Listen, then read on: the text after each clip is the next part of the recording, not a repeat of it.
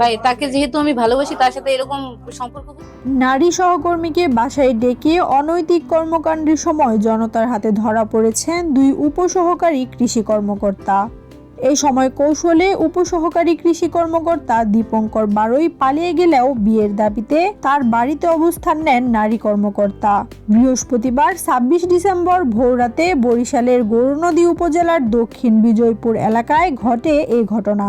বিষয়টি শুক্রবার ২৭ ডিসেম্বর সকালে এলাকায় ছড়িয়ে পড়লে সৃষ্টি হয় চাঞ্চল্যের।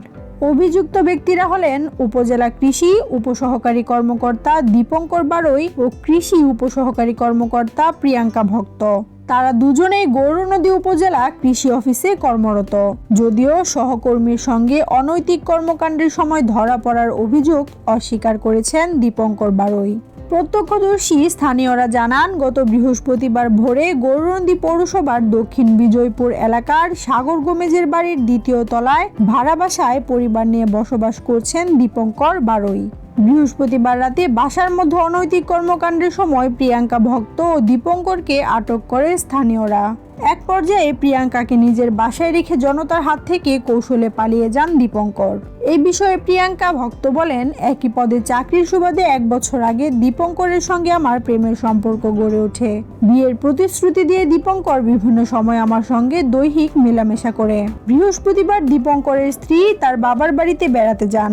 সেই সুযোগে ওই দিন রাতে আমাকে বাসায় ডেকে নেয় দীপঙ্কর। ভোর রাত ৪টায় আমি দীপঙ্করের বাসায় আসি।